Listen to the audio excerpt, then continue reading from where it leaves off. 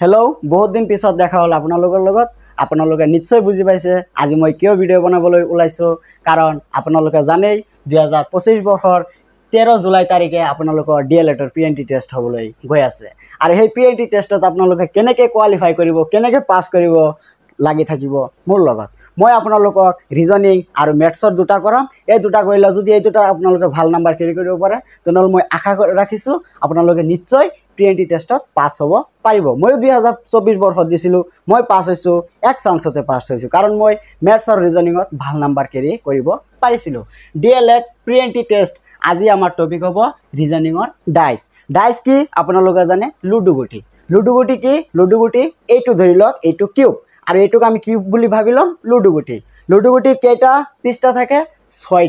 6টা কেনেকে নাম্বাৰ কেনেকে থাকে 1 2 3 4 5 6 আপোনালোকৰ কোৱেশ্চন কেনেকা আহিব আপোনালোকৰ সিম্পল কোৱেশ্চন দি দিব যে দুইৰ বিপৰীত সংখ্যাটো কি বিপৰীত কাকৈ আগত আমি এটো বুজি লও বিপৰীত মানে ধৰি লওক আমি কৈছো হোৱাইটৰ বিপৰীত বা অপোজিট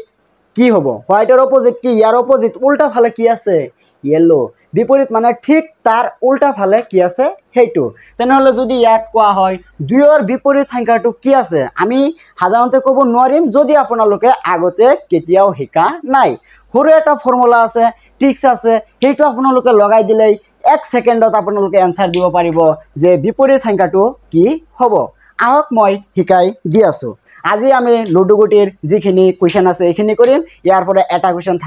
থাকিবই আপোনালোকে ডিএলএড এক্সাম দিবলৈ গৈ মোৰ কথা মনত কৰিব চাব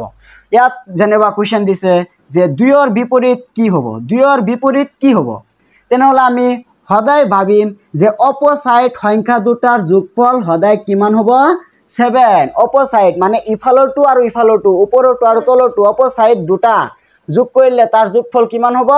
7 তেনেহলে এটা যদি 2 হয় আৰু এটা কিমান হ'ব দুটা যোগ কৰিলে 7 এটা 2 তেনেহলে আৰু এটা কিমান হ'ব আমি হাতৰ পৰা টোটালৰ পৰা বাদ দিম হাতৰ পৰা 2 গলে কিমান থাকিল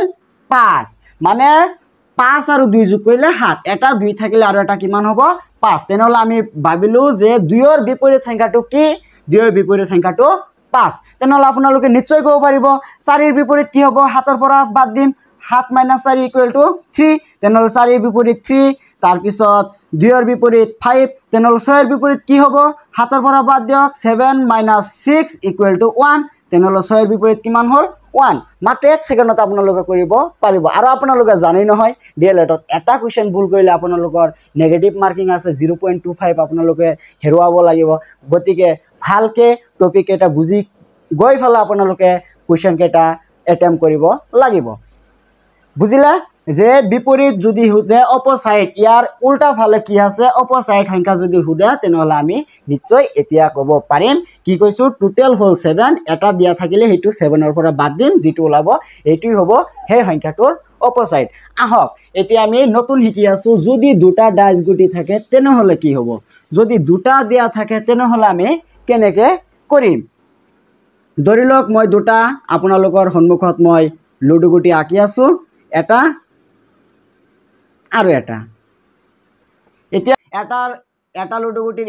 এইটো হল লুডু গুটি 1 আৰু এইটো হল লুডু গুটি 2 এনেকুৱা মই নাম্বাৰ দিছো এতিয়া যদি হুদে যে 5 ৰ বিপৰীত সংখ্যাটো কি 6 ৰ